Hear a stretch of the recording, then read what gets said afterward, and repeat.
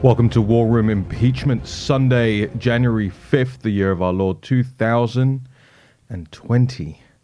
We are broadcasting live from the historic Breitbart Embassy on Capitol Hill. I'm Raheem Kassam, joined in studio this Sunday morning by Greg Manns, one of our excellent War Room researchers. And we are on the John Fredericks Radio Network, the Salem Broadcast Network, America's Voice.news, and you can download the episodes on Stitcher, SoundCloud, Google Play, iTunes, Spotify, and all over whatever podcast network you're on, whatever app you use. We're all over them. Make sure you check it out. Leave us a review. Head to www.warroom.org for all the latest breaking news as it relates to impeachment and everything surrounding impeachment. And one of the things that is surrounding impeachment, not least if you listen to the New York Times in the last couple of days, is the attack on the Iranian commander Qasem Soleimani and the others who were killed as the American Reaper drone took out strategic targets at Baghdad airport just 48 hours ago. We're going to go through some of the reaction to what has taken place and specifically what's taken place over the last 2 days in reaction to that attack. Lots going on all around the world, from London to Washington, D.C., to Los Angeles, all the way around the Western world. You're getting reactions to President Trump's attack on Soleimani, the killing, the assassination of probably the most dangerous terrorist leader in the entire world. And of course, the Iranian regime has given their first interview to CNN. There must be some easy access there between Tehran and CNN. Yep, pretty fitting. CNN had the exclusive this morning from the Supreme Leader's military advisor in Iran, saying Iran's response will be against military sites. We'll go through a bit of this. Hossein Degan, the military advisor to Supreme Leader Ayatollah Khamenei, said the response for sure will be military and against military sites. He said, "Let me tell you one thing. Our leadership has officially announced that we have never been seeking war and we will not be seeking war. It was America that started the war, therefore they should accept appropriate reactions to their actions. The only thing that can end this period of war is for the Americans to receive a blow that is equal to the blow they have inflicted. Afterward, they should not seek a new cycle." Now, let's look at that for a second. Okay, Greg, we don't want war. We were never seeking a war, but we're now at war, and the only way to end this war is for America to get another blow and not retaliate in kind. Except that, and that would be fine if America had bombed Bulgaria or Romania or, Sri Lanka. But Iran has been at war for quite some time with the U.S. In the U.S., Iran under Obama was taking U.S. naval personnel captive. They have taken aggressive acts, killing American contractors, killing American soldiers. Its proxies in Iraq have been doing that. Its proxies around the world have been doing that. It has tried to do assassinations on U.S. territory. But now they're like, whoa. Now you, America, you did the bad thing here, and you have to take retaliation, and that's it. Then we'll end. Then we're truce. In addition to all that, the IED attacks and all the funding that Iran has done against our military in Iraq specifically is truly astonishing that they would put something out like this, and this is the strategy they're going with. Well, it's astonishing because it's so laughable, it's so risible, and it's so demonstrably untrue. But at the same time, here's the thing. They know that a lot of the Western media are throwing up these big question marks over President Trump's actions and over the assassination of Soleimani. They know that when he says something like that to CNN just puts that up on the television and puts it up on their website. When Trump says something that CNN says is wrong or thinks is wrong, remember the chyron reads Trump says without evidence, right? Do you think they're putting up today Iranian military advisor says without evidence? And the pushback of do they have a strategy? Do they have a strategy? Yeah. I think the article itself on CNN.com tells us everything we need to know about the way the CNN reporters are approaching the story. There's none of this kind of snippiness that they give the president. Let's go on through this thing. President Trump had tweeted yesterday about a list of 52 Iranian targets. He said that this was to match the number of hostages taken in the 79 takeover of the U.S. embassy. Degan, who is the military advisor to Ayatollah Khomeini, said that the tweets are ridiculous and absurd. He went on, Trump doesn't know international law. He doesn't recognize UN resolutions either. Basically, he is a veritable gangster and a gambler. He is no politician and he has no mental stability. Okay, let's take that apart now. Firstly, Trump doesn't know international law. There's so much wrong in that one sentence, in those six words, right? Firstly, there's no such thing as international law. Let's be very clear. There are international treaties that some people abide by sometimes and others don't many times. This is what created a lot of the impetus for the original Gulf War and for the invasion of Iraq was breaches of UN resolutions. But there's no overarching international legal basis for whether or not the United States can defend itself when their people are getting attacked. That comes down to the U.S. Constitution. That comes down to the U.S. Commander-in-Chief. No court, whether it's in The Hague or whether it's in the United Nations in New York, has credibility, especially not when they put Saudi Arabia and Venezuela on their human rights court. This is the United Nations, right? They don't have the credibility. They don't even have the jurisdiction. There is a broad consensus on the world stage that war is bad and that we should take actions multilaterally to stop that happening, but that's about as far as that goes. And then say, Trump doesn't know international law. This is what the Iranian guy's saying. Okay, even if that's true, okay, cool. Like, do the Iranians know international law? Have the Iranians been abiding by international law? Is all the stuff that Iran is doing, whether it's in Latin America, whether it's in the Middle East, whether it's in North Africa, whether it's what they're doing with the Chinese, whether it's what they're doing with Russia, are those things part of international law? Well, think about where we carried out these strikes in Iraq. They didn't abide by not crossing into their territory, into their country from Iran to Iraq. Iran broke international law. Apparently.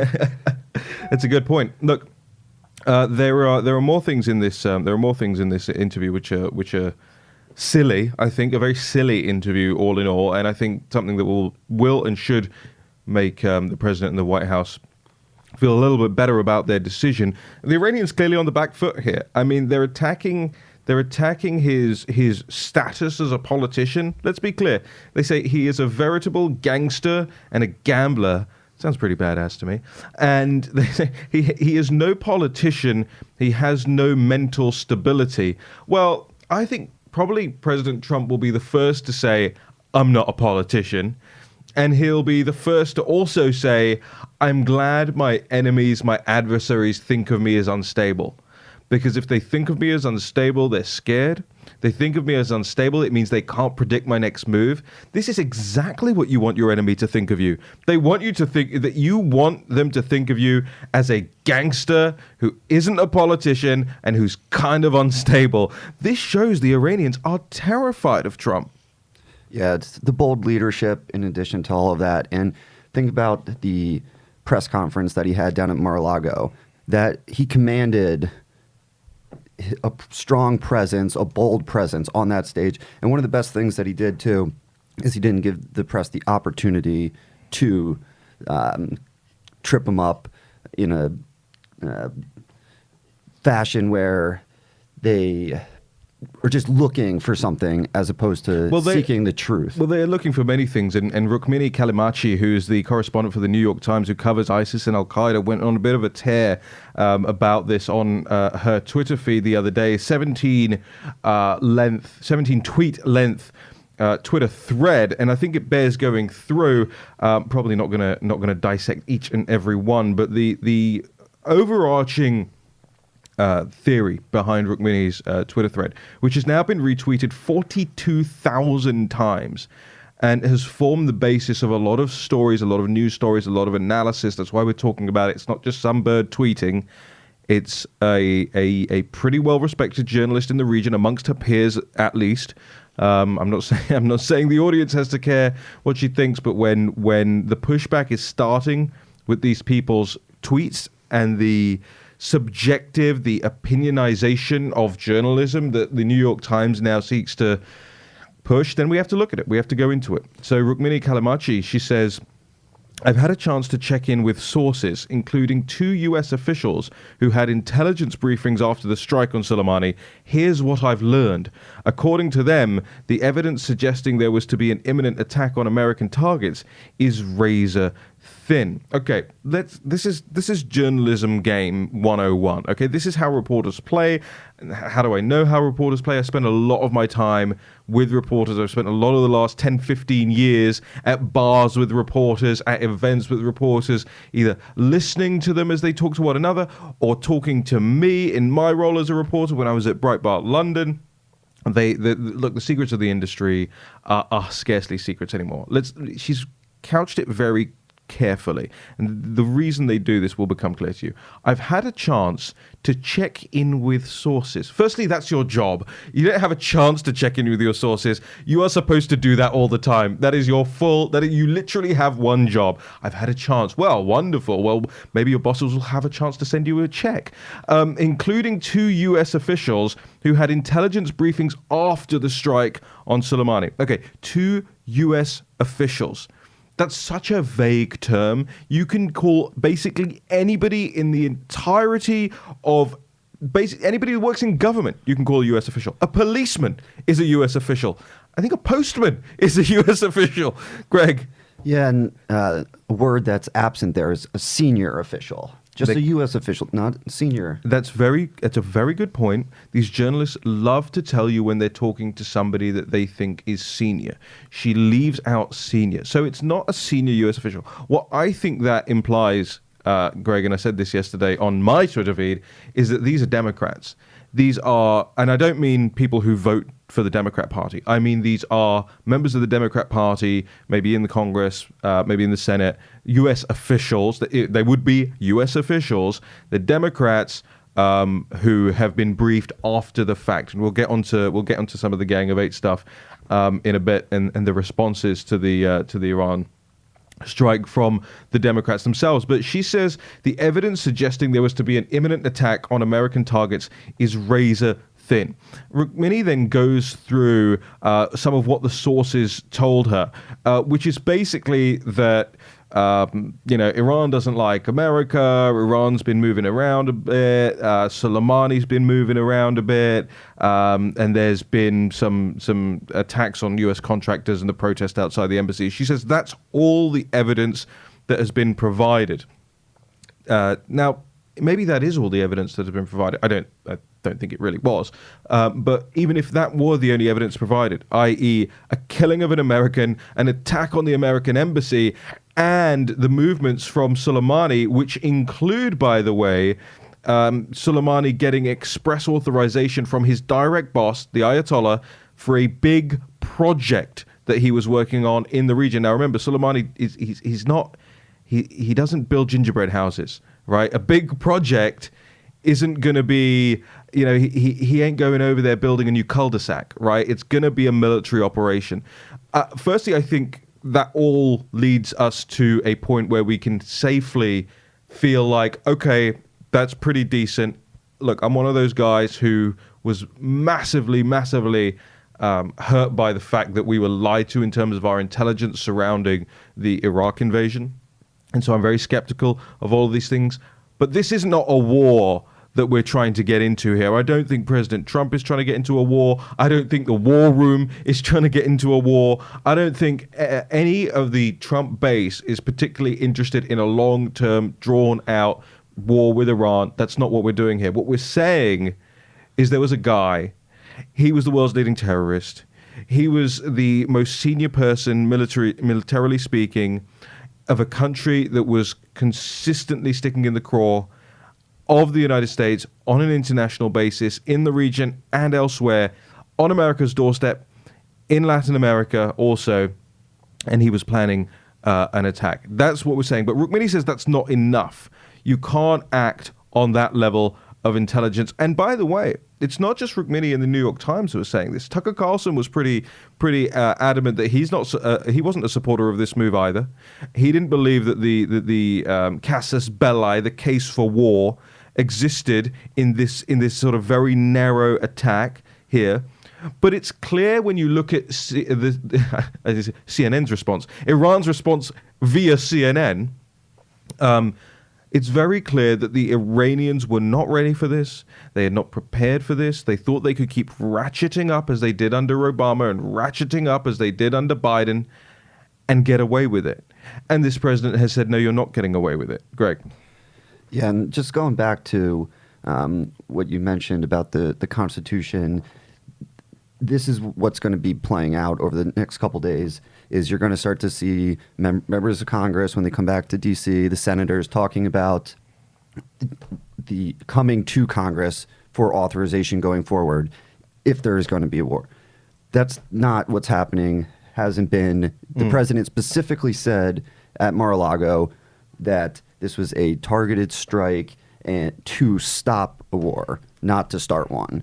Because if the Iranians kept operating the way they were, at some point it was going to get to cross the threshold where we would have gotten closer, and this was a preemptive strike to stop a war. Yeah, I think that's right. I want to get now to some of the reaction coming out of well, here's the thing. Let's do a nice little segue here if we can. The New York Times reporter Rukmini Callimachi, she ends the 17 tweet thread by saying, before I go back to the pool, let me say the obvious. No one's trying to downplay Soleimani's crimes. The question is, why now? His whereabouts have been known before. His resume of killing by proxy is not a secret. Hard to decouple his killing from the impeachment saga. Now, I think it's a reasonable question to ask, why now? The question should probably be aimed at people who had someone like Soleimani in their sights before and didn't choose to pull the trigger. It's probably not more reasonable to aim that question at President Trump and say, why did you kill one of the world's most leading terrorists? Why now? It might be a question for Joe Biden. It might be a question for Barack Obama. It might be a question for Hillary Clinton when she jumps in the race. His resume of killing by proxy is not a secret. You not see how that directly contradicts what she said in tweets 1, 2, and 3 that we went through a minute ago? If the killing is not a secret, then you've already got a case for taking this person out. You've already got a case for, hey, he's killing our people. It's not just killing randos that aren't American citizens that other countries have jurisdiction over. He's killing American citizens, and he's contributing to the organizations that kill Americans, that take American lives. If that is not within the purview of the President of the United States to fight back against, then I don't know what is. Yes, the main job of the president is to be the commander in chief, and he's acting like it. He's acting like it, and he's acting like it without dragging the U.S. into war. Okay, so let's go to Joe Biden to start, but I really want to get onto my favorite one is the one we had up on the website yesterday. Your girl, Elise Slotkin. Elise Slotkin. We'll get to that one in a minute. That's something to really look forward to. Let's get to Mr. Biden. He told a story once upon a time about how he opposed the raid to kill Osama bin Laden. And a lot of people then re-reported and backed up the story. In fact, The Atlantic magazine, remember, the neoliberal, neoconservative magazine of choice, the house magazine of the warring class here in Washington, D.C., in January the 31st of 2012 had a headline, Joe Biden's history of making the wrong call. Over the weekend, the lovably salty vice president confessed to advising President Obama not to order the raid on Osama bin Laden's compound because there wasn't absolute proof that the al-Qaeda leader was in the Abbottabad residence. Mr. President, my suggestion is don't go. Biden reenacted for an audience at a congressional retreat. Let's also go to this clip here about Joe Biden. Handed a piece of intelligence that said you can stop an imminent attack on Americans, but you have to use an airstrike to take out a terror leader. Would you pull the trigger? Well, we did. The guy's name was Osama bin Laden. And didn't you tell President Obama not to go after bin Laden that day? I didn't. The president, he went around the table with all the senior people, including the chiefs of staff. And he said, I have to make this decision. What is your opinion?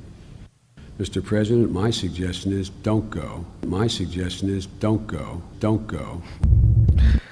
That's the clip that's been put out by the Trump War Room. That's the campaign's Twitter arm. Very two stock clips there. Number one, being asked by a Fox reporter, didn't you tell Obama not to go after Osama? And he says no. Flashback to a clip from 2012. He says, Mr. President, don't go. Don't go to Abbottabad. Don't kill Osama bin Laden. Joe Biden just stone cold lying out there on the campaign trail. Stone cold lying. And by the way, where's the CNN coverage of that? Oh, sorry, they swept the decks to give this Hussein Degan the clear run at President Trump this morning. This is War Room Impeachment on the John Fredericks Radio Network, on America's Voice.news, Newsmax TV, the Salem Broadcasting Network, and across YouTube, Spotify, SoundCloud, iTunes, Stitcher, Google Play. God, I think there's some more. We'll get to all of them in the next section. I want to get into some of the reaction coming out of the Democrats and the media as it pertains to the impeachment process and how it relates, if it relates, to President Trump's assassination of Qasem Soleimani. This is War Room Impeachment. I'm Raheem Kassam. 5th of January 2020. Greg Manns in studio on Capitol Hill. We're going to be right back with more after this short break.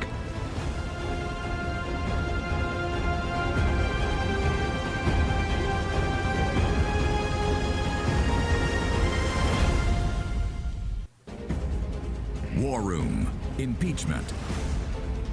Here's your host, Stephen K. Bannon. Welcome back to War Room Impeachment. It's Sunday, the 5th of January 2020. I'm Raheem Kassam, joined in studio by Greg Manns from the War Room. We're on the John Fredericks Radio Network, Newsmax TV, the Salem Radio Network, America's Voice.news, and we're very grateful to all of our subscribers across the podcast platforms. Make sure you're sharing it, not just listening. If you're at the gym, you're in the kitchen, or you're in your truck, wherever you are, anywhere in the world, hit that share button. Make sure other people are tuned into War Room Impeachment. The impeachment saga, we think, and believe me, some of us hope, is about to get started again. We need to get this Senate trial going, underway, and gone, quite frankly, the illegitimate impeachment of the 45th President of the United States, put on pause by Nancy Pelosi. It looks like could be a couple of reasons, which we'll get into in this segment, Greg Manns and I here in the War Room. But I want to quickly go back to, in fact, why don't we talk about Mayor Bloomberg for a minute, because this is what directly relates to the impeachment process. This show is War Room Impeachment. It's not War Room Tehran.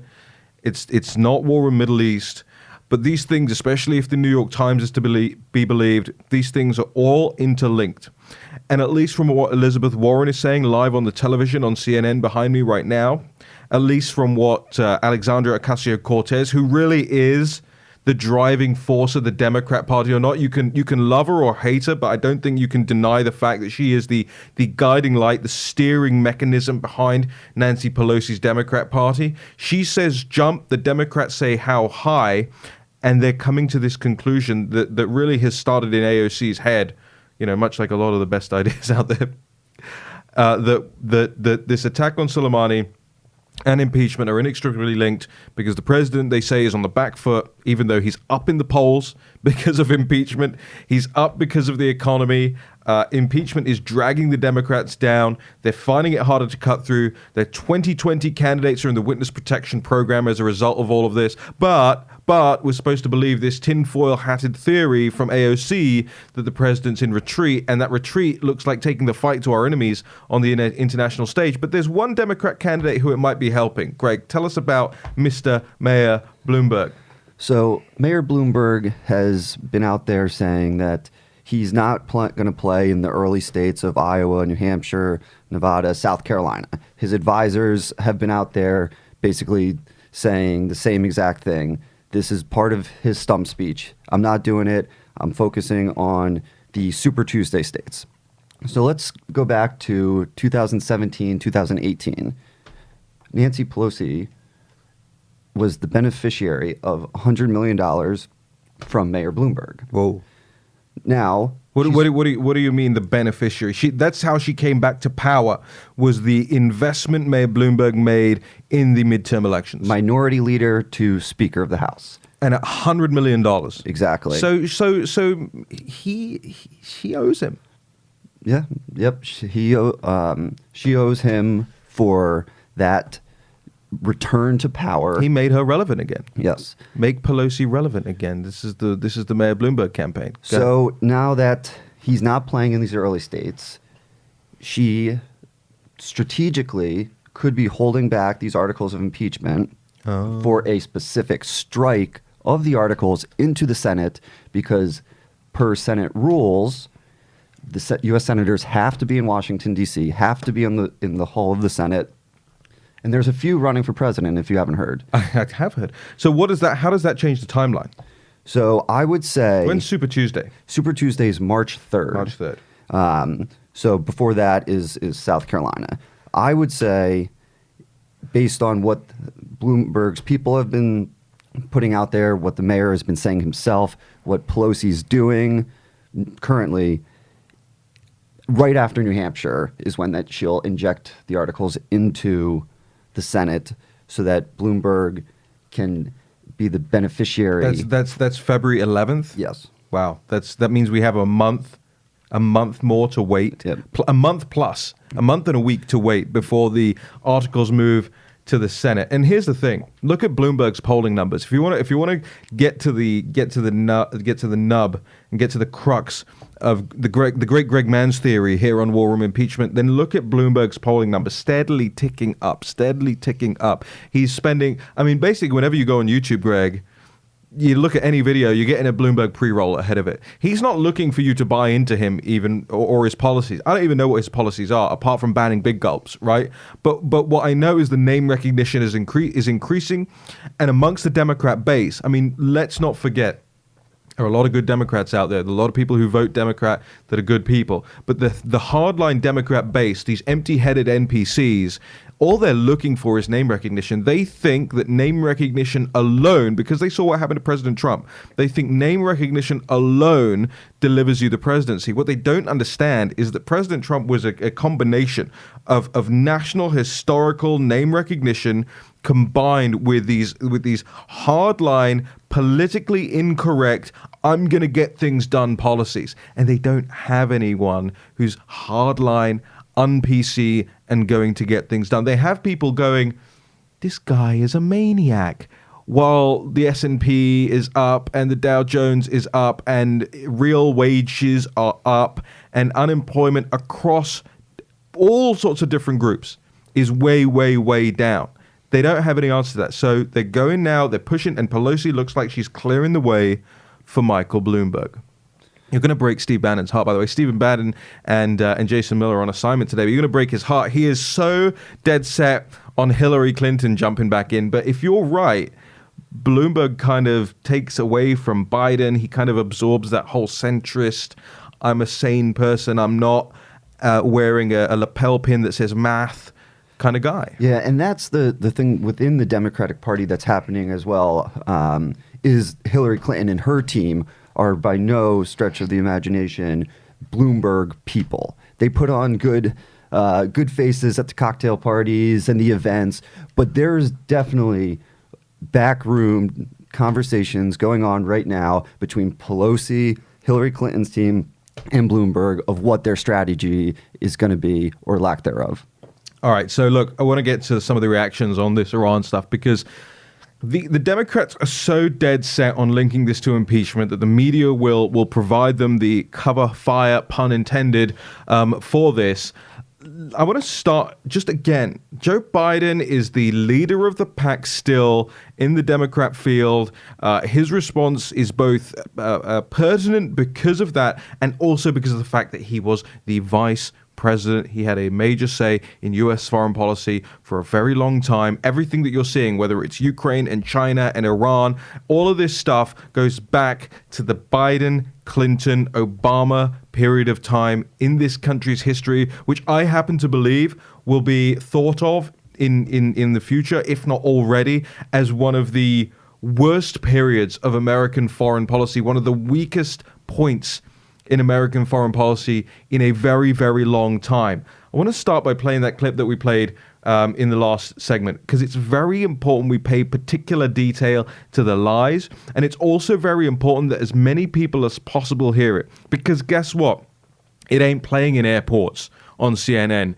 It's not on the NPR podcast. This isn't the front page of the New York Times, and arguably it should be and would be all of those things if the journalistic class in Washington, D.C. and Midtown Manhattan could pull their fingers out. If they didn't suffer from this Trump derangement syndrome, they would be focusing in, honing in on these lies by the former vice president of the United States as it pertained to the killing of the world's #1 leading terrorist at the time, Osama bin Laden. Trace, just a few minutes ago, we caught up with Joe Biden while he was getting on his campaign bus to head to another event, and I had a chance to ask him about what he would have done differently if he had the same information as President Trump, since we know that as long ago as 8 years, 8 years ago, while he was still VP, Joe Biden used to say that he told Barack Obama to wait on the raid to go and get Osama bin Laden. Here's what he said. And to follow your remarks earlier, as commander-in-chief, if you were ever handed a piece of intelligence that said you can stop an imminent attack on Americans, but you have to use an airstrike to take out a terror leader, would you pull the trigger? Well, we did. The guy's name was Osama bin Laden. And didn't you tell President Obama not to go after bin Laden that day? I didn't. And while that is inconsistent with previous comments he has made, Biden has called out more often. That's the end of the Fox News clip as it appears online. I think it's pretty clear that Joe Biden's lying. He said, let's use Joe Biden's words to listen to what he said. The president, he went around the table with all the senior people, including the chiefs of staff, and he said, I have to make this decision. What is your opinion? He started the National Security Advisor, the Secretary of State, and he ended with me. Every single person in that room hedged their bet, except Leon Panetta. Leon said, go. Everyone else said, 49, 51, got to me and said, Joe, what do you think? And I said, I didn't know we had so many economists around the table. I said, we owe the man a direct answer. Mr. President, my suggestion is don't go. We have to do 2 more things to see if he's there. He walked out and said, I'll give you my decision. He wasn't vague about it. This wasn't, I said on the one hand this and on the other hand that. He said everyone else was hedging. And I gave the president a direct answer, don't go. This was to kill Osama bin Laden. He's now telling Fox News that he did not do that. That's a pretty clear. Here's the thing. Okay, I wouldn't be banging on about this so much if the Washington Post didn't decide to print an article that said the 10,000 lies of President Trump in his first year in office. And CNN, every time it mentions President Trump in the chyron, comma, without evidence, or no, it's not, or that's not true, after their chyrons about what President Trump said. Fine, you want to do it to both sides. We can both do that. We can both play that game, but they only apply this rigorous scrutiny as far as they see it, as far as they call it, to one side. Which, by the way, isn't really even scrutiny, because half the things they do, if not more, are factually incorrect as far as they assert it. And President Trump turns out to be right. Remember, the Obama administration knew that the wires were being tapped in Trump Tower. And they said, well, it's not true because technically no one was physically tapping a wire, right? But it turned out that, yes, indeed, the intelligence apparatus of the United States was spying on a presidential campaign using a flawed process, the FISA process that we now know was full of misrepresentations, full of lies. The FISA court abused by the deep state, the Democrats in tow. Foreign intelligence used to do all of that. But remember, Trump's a liar. But Joe Biden, we just played the two clips showing that he's a liar. Joe Biden goes up on stage at the Council on Foreign Relations and says, I bribed the Ukraine to remove the special prosecutor that was looking into my son. Shh, crickets. I doubt we can get them to put the headlines out that Joe Biden lied, but maybe a first step would be Joe Biden forgets what he said. Joe Biden misremembers what Joe Biden thought when Joe Biden was interviewed by Joe Biden back in the day. Let's go to Alyssa Slotkin. This is one of our dirty 30. This is Democrat Michigan 8, I believe, former CIA analyst, and I have no reason to believe this is untrue. According to her biography, Shia militia expert, served 3 tours in Iraq, focusing on Iranian-backed militias, responded to the killing of Soleimani. And Greg, I want to go through this with you. This was a press statement from Slotkin yesterday, alongside a series of tweets. They all seem to like these series of tweets now as a result of all this. All right, let me quote. As a former Shia militia analyst who served multiple tours in Iraq and worked at the White House under both Presidents Bush and Obama, and later at the Pentagon, I participated in countless conversations on how to respond to Qasem Soleimani's violent campaigns across the region, Slotkin said. Quote, if you worked on the Middle East over the past 20 years, you dealt with the growing organization and sophistication of Soleimani's covert and overt military activities, which have contributed to significant destabilization across the region.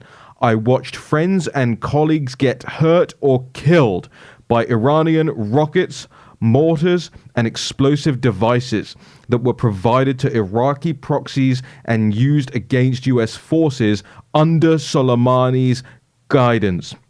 We watched as his power increased, and he brought strength and capability to groups in Iraq, Syria, Lebanon, and Yemen, and to smaller cells around the Middle East and the world, with devastating consequences. We watched what can only be described as a cool war taking place quietly under the surface of the public eye. She goes on. What always kept both Democratic and Republican presidents from targeting Soleimani himself was a simple question.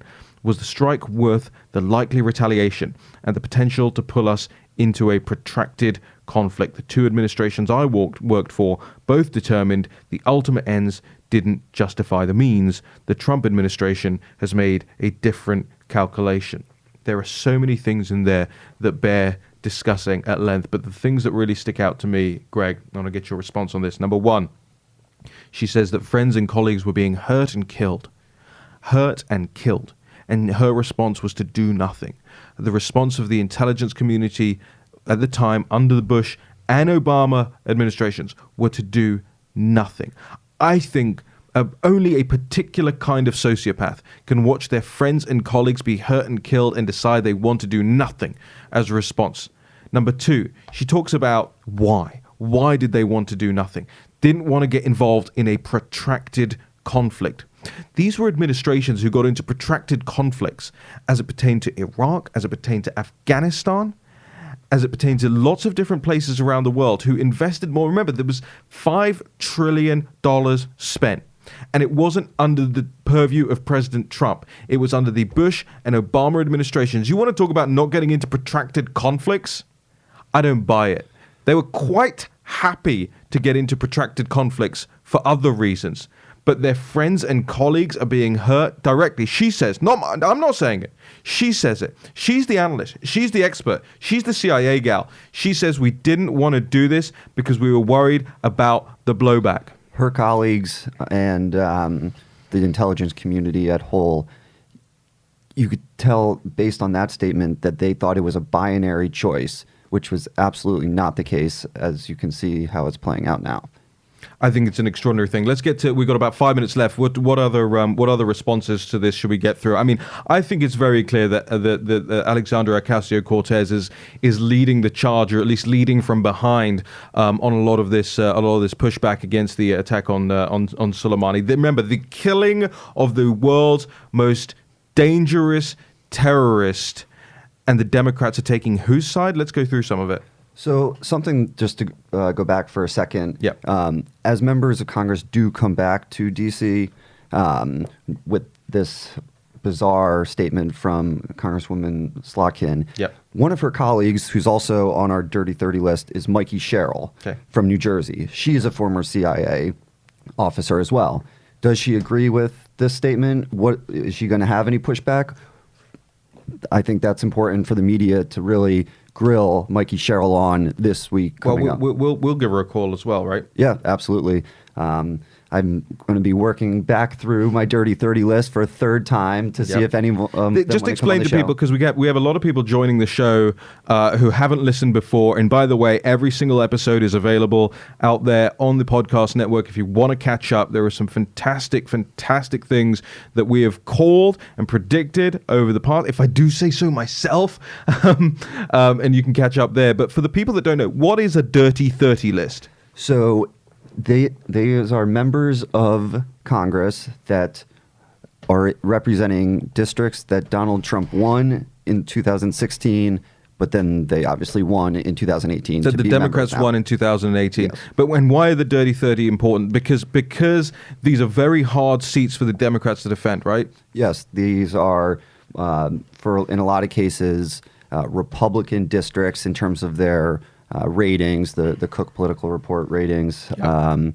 And aside from Colin Peterson in Minnesota and not Jeff Van Drew anymore, now that he has come over to the good side of the Republican Party, but these are members that are going to be in highly targeted races in 2020, and they voted to impeach the President of the United States. Okay, Alexandria Ocasio-Cortez says the president engaged in what is widely being recognized as an act of war against Iran, widely recognized, one that now risks the lives of millions of innocent people. Now is the moment to prevent war and protect innocent people. The question for many is how, publicly and congressionally, also accusing the president of threatening war crimes last night. Quote, "This is a war crime, threatening to target and kill innocent families, women and children, which is what you're doing by targeting cultural sites, does not make you a tough guy. It does not make you strategic. It makes you a monster." This is in response to President Trump's tweet that the U.S. has 52 Iranian sites representing the 52 American hostages taken by Iran many years ago, some at a very high level important to Iran and the Iranian culture, and those targets and Iran itself will be hit very fast and very hard. The USA wants no more threats. Let's be very clear about something. Again, the literalist left not being able to parse the president's tweets very well. When he says important to Iran, the Iranian culture, he's not talking about cultural sites. He's not talking about museums. He's not talking about historical sites like that. He means the Iranian culture as it pertains to the leadership, how the cult of leadership in the country. I can't believe it's 2020. Do I have to explain this to people? I just threw in the "it's current year" thing there because they always do it, right? Why do I have to explain this to people? Greg, we've got about 30 seconds. What else should we know? So as things are playing out here, to look for the Democrats calling anything coming up from the administration, any other attacks in the Middle East, war crimes. That is a talking point that you're seeing on the Sunday shows, happening literally right now. Tweets, statements. They're using war crimes as a specific terminology for what the administration is likely to do. There's a lot coming out of the Sunday shows this morning, and will be more coming out of the Sunday shows. As we go throughout the day, we'll be taking a very close look at it here in the War Room this Sunday, the 5th of January, 2020, episode 99 of War Room Impeachment. Episode 100 returns tomorrow at 9 a.m. here on the John Frederick Snade Radio Network, Salem, Newsmax, America's Voice, .news, and remember, download and subscribe warroom.org and warroom.org/podcast. We'll be back tomorrow with Stephen K. Bannon, Raheem Kassam, 9 a.m.